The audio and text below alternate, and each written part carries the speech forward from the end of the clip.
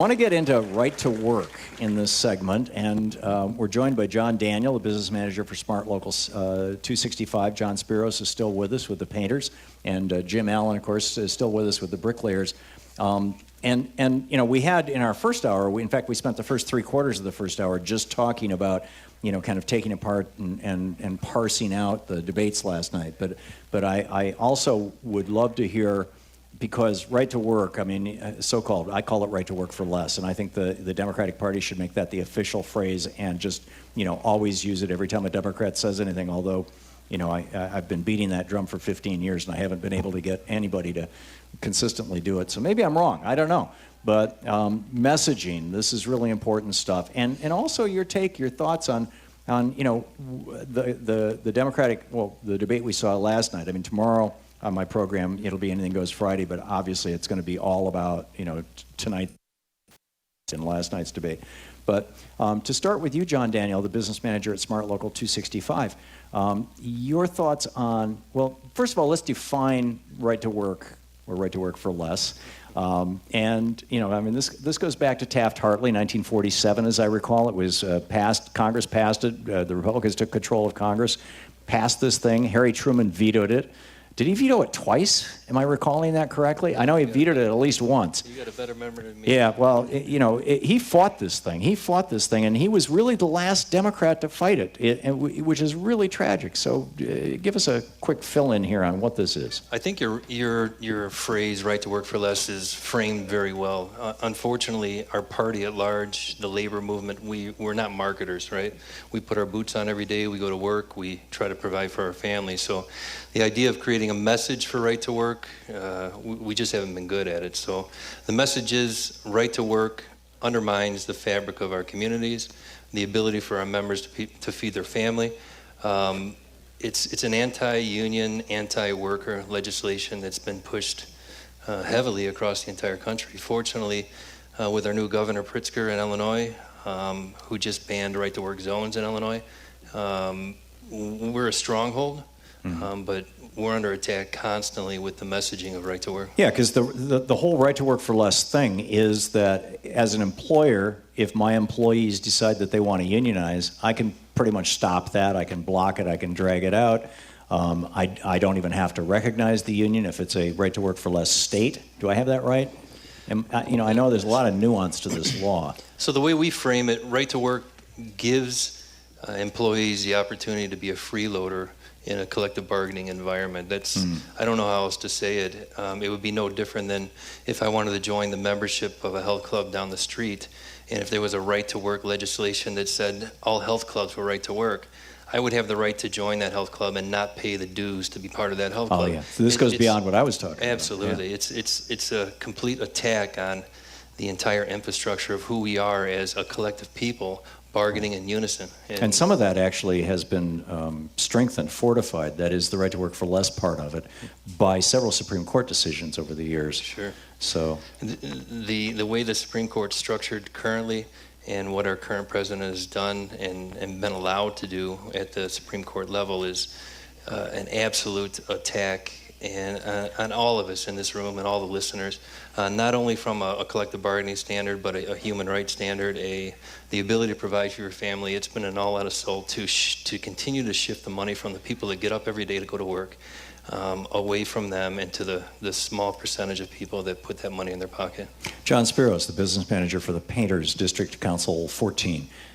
Your thoughts on this? Well, right to work, like he says, strictly to undermine the union principles and the union ability to represent the members. Depending on what state you're in, all the laws vary a little bit, but quite frankly, you don't have to pay dues, but you get all the benefits. Right. You get the negotiated contract, you get the grievance procedures, and who has to pay for it? You don't, as a non-paying member.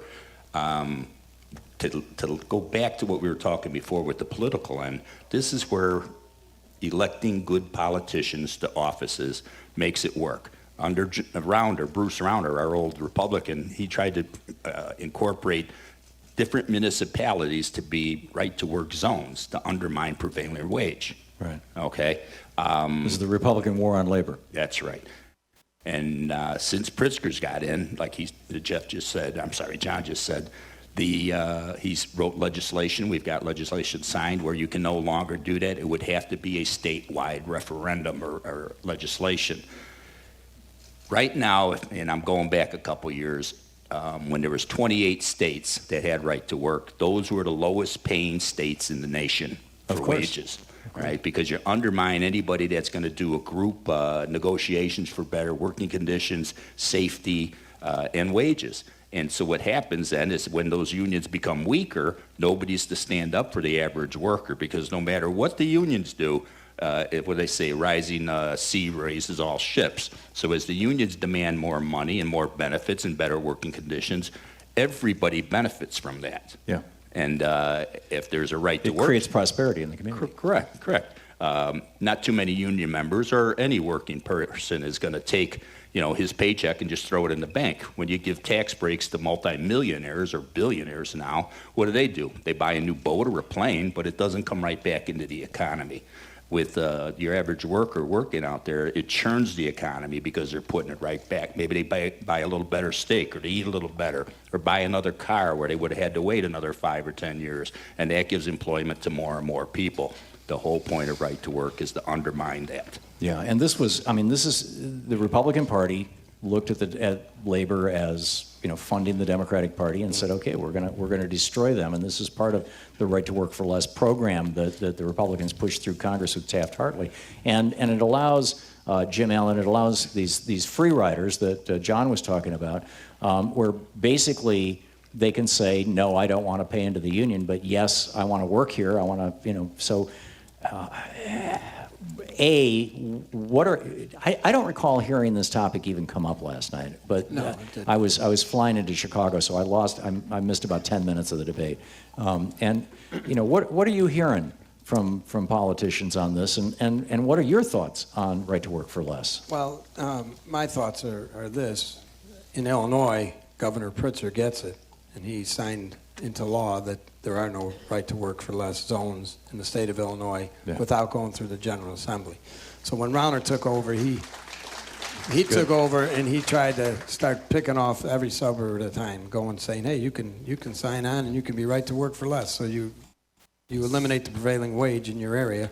So if the prevailing wage is set in Illinois by the unions because they have the majority of the work, so if it's $80 an hour, $70, $60, whatever, you could sign on in your own village, say Schaumburg or whatever, and you know what? Now it's the right to work for less. You can do your roads for $20 an hour. Right. So that's what it is. I always compare this to what they're trying to do.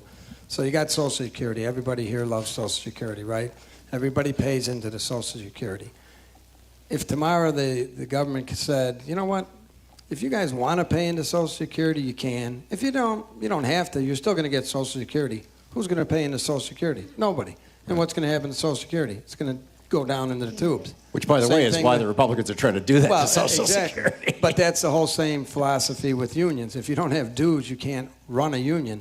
And they eliminate the dues, and that's their game plan. Same with what I just said about Social Security. Right. So, and that is the Republicans' game plan, to eliminate unions. Unions are the last voice of the working people, period. Yeah. And they know that. So what are we, like I said, Harry Truman fought this. Other Democratic presidents have given certainly lip service to it. Lyndon Johnson did. Jack Kennedy mentioned it once. I don't recall any modern presidents who have really picked up this banner. I know that there was a lot of talk at the beginning of the Obama administration that card check, was going to be on his priority list, but I think they made the strategic decision, right or wrong, to do health care instead. Yeah. I would have tried both, but your thoughts on where the Democrats are at on this? Well, federally, the Davis-Bacon is something that is similar. It's prevailing. This is a prevailing wage law. Yes. The Democrats do stand up against the Republicans on that. But that's only federal. That's federal project. And that's only with projects that are paid for with federal money. Federal money. So right. We do get help from the Democrats when Republicans take over. We get enough people. Even some of the Republicans will come to battle against repeal of Davis-Bacon.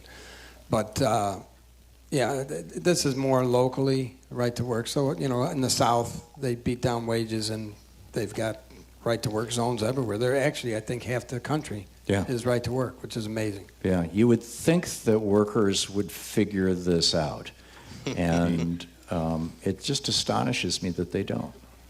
Is this a messaging problem, or is this just a priority problem? Again, it's a nice sounding word, right? Right to work. Everyone's got a right to work. Yeah. Why are you going to stop me from working? They don't get it. Yeah, well, this is why I'm trying to re-message it, because if the pro-choice movement had instead called themselves the anti-life movement, because you got the pro-life movement, Right. they'd be shooting themselves in the foot.